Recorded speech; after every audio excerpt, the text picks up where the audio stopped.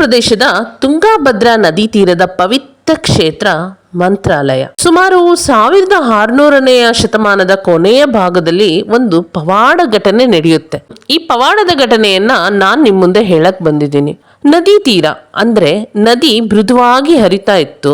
ಮಠದಲ್ಲಿ ಭಕ್ತರು, ಪಂಡಿತರು, ಯಾತ್ರಿಕರು ಧಾರಾಳವಾಗಿ ಸೇರ್ಕೊಂಡಿದ್ರು. ಒಂದು ಬಿಸಿಯಾದ ಬೇಸಿಗೆ ಕಾಲದಲ್ಲಿ ಭೀಕರ ಬರ ಬಂತು. ಹೊಲಗಳಲ್ಲಿ ಬೆಳೆ ಬರಲೇ ಇಲ್ಲ. ಆಹಾರವಿಲ್ಲದವರು ಮಠಕ್ಕೆ ಬಂದರು. ಆಶೀರ್ವಾದಕ್ಕೂ ಅನ್ನಕ್ಕೂ. ಮಠದ ಅಡುಗೆ ಮನೆಯಲ್ಲಿ ಸ್ವಲ್ಪ ಅಕ್ಕಿ ಮತ್ತು ಸಾಂಬಾರು ಮಾತ್ರ ಉಳಿದಿತ್ತು. 10 ಜನರಿಗೆ ಸಾಕಾಗುವಷ್ಟು ಮಾತ್ರ. ಅಡಿಗೆಗಾರರು ಚಿಂತೆ ಪಟ್ಟು ರಾಘವೇಂದ್ರ ಸ್ವಾಮಿಗಳ ಬಳಿ ಹೋದರು. ತುಂಗಾಭದ್ರಾ ನದಿ ತೀರದ ಮಂತ್ರಾಲಯ. ಸಾಯಂಕಾಲದ ಬಂಗಾರದ ಬೆಳಕು, ಹಿನ್ನೆಲೆಯಲ್ಲಿ ದೇವಾಲಯದ ಗಂಟೆ ಶಬ್ದ. ಸರಳವಾದ ಮರದ ಆಸನದ ಮೇಲೆ ಕುಳಿತಿರುವ ರಾಘವೇಂದ್ರ ಸ್ವಾಮಿಗಳು ಮುಖದಲ್ಲಿ ಮಂದಹಾಸದಿಂದ ಧ್ಯಾನದಲ್ಲಿ ಇದ್ದರು. ಇಬ್ಬರು ಅಡುಗೆಗಾರರು ಕೈ ಮುಗಿದು ನಮಸ್ಕರಿಸುತ್ತಾ ಪರಿಸ್ಥಿತಿಯನ್ನು ರಾಘವೇಂದ್ರ ಸ್ವಾಮಿಗಳ ಬಳಿ ವಿವರಿಸಿದರು. ಅಡುಗೆಗಾರ ರಾಘವೇಂದ್ರ ಸ್ವಾಮಿಗಳ ಬಳಿ ಹೀಗೆಂದನು: ಸ್ವಾಮೀಜಿ, ಎಲ್ಲರಿಗೂ ಅನ್ನ ಸಾಕಾಗುವುದಿಲ್ಲ. ಏನು ಮಾಡುವುದು ಎಂದು ನನಗೆ ತಿಳಿಯದಾಗಿದೆ ಎಂದು ಹೇಳಿದನು. ರಾಘವೇಂದ್ರ ಸ್ವಾಮಿಗಳು ಮೃದುವಾಗಿ ನೆಗೆ ಮಾಡಿ ಹೀಗೆಂದರು: ಅನ್ನದಾನವೇ ಮಹಾದಾನ. ಭಯಪಡಬೇಡಿ, ಬಂದವರೆಲ್ಲರಿಗೂ ಊಟ ನೀಡಿ. ಶ್ರೀಹರಿ ಕಾಪಾಡುವನು. ಸ್ವಾಮಿ ಕಣ್ಣು ಮುಚ್ಚಿ ಧ್ಯಾನಮಗ್ನರಾದರು. ಕೆಲವು ಕ್ಷಣಗಳಲ್ಲಿ ಸ್ವಾಮಿಗಳ ಸುತ್ತ ಮೃದುವಾದ ಚಿನ್ನದ ಕಿರಣ, ಹಿನ್ನೆಲೆಯಲ್ಲಿ ಶ್ರೀಹರಿಯ ದಿವ್ಯ ರೂಪದ ದೃಶ್ಯ.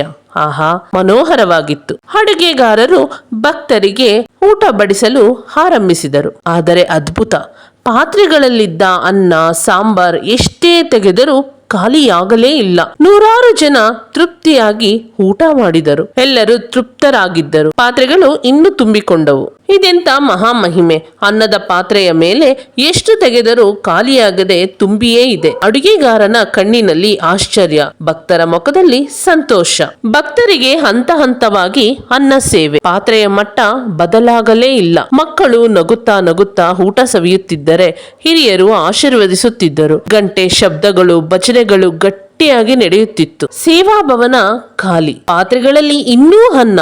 ಅಡುಗೆಗಾರನು ಪಾತ್ರೆಗೆ ಸ್ಪರ್ಶಿಸಿ ಕಣ್ಣೀರಿಟ್ಟನು. ಸ್ವಾಮಿಗಳು ಮೌನವಾಗಿ ನಗುತ್ತಿದ್ದರು. ಇದೆಲ್ಲ ಆದ ಮೇಲೆ ತುಂಗಾಭದ್ರಾ ನದಿ ತೀರದಲ್ಲಿ ಸೂರ್ಯಾಸ್ತ ಪ್ರಾರಂಭವಾಯಿತು. ರಾಘವೇಂದ್ರ ಸ್ವಾಮಿಗಳು ಎಲ್ಲರಿಗೂ ಆಶೀರ್ವಾದ ನೀಡುತ್ತಿದ್ದರೆ ಭಕ್ತರು ಅವರನ್ನು ನಮಸ್ಕರಿಸುತ್ತಿದ್ದರು. ಇದರ ಅರ್ಥ ಏನೆಂದರೆ, ನಿಸ್ವಾರ್ಥ ಸೇವೆ ಇರುವಲ್ಲಿ ದಿವ್ಯ ಕೃಪೆ ಅನಂತ. ಹೀಗೆ ರಾಘವೇಂದ್ರ ಸ್ವಾಮಿಗಳು ಜನರಿಗೆ ಅನ್ನದಾನ ಮಾಡುವುದು ಒಂದು ಪವಾಡದ ದೃಶ್ಯವಾಗಿಯೇ ಉಳಿದಿತ್ತು. ಈ ಅನ್ನದಾಸೋಹ ಮಂತ್ರಾಲಯದಲ್ಲಿ ಪ್ರತಿನಿತ್ಯ ನಡೆಯುತ್ತಲೇ ಬಂದಿದೆ. ಅಂದಿನಿಂದ ಇಲ್ಲಿಯವರೆಗೂ ಮಂತ್ರಾಲಯದಲ್ಲಿ ಅಂತ್ಯಹೀನ ಅನ್ನದಾನ ನಡೆಯುತ್ತಲೇ ಇದೆ. ಸ್ವಾಮಿಗಳ ಕೃಪೆಯಿಂದ ಬಂದವರೆಲ್ಲರೂ ಹೊಟ್ಟೆ ತುಂಬ ಊಟ ಮಾಡಿಯೇ ಹೊರಡುತ್ತಾರೆ.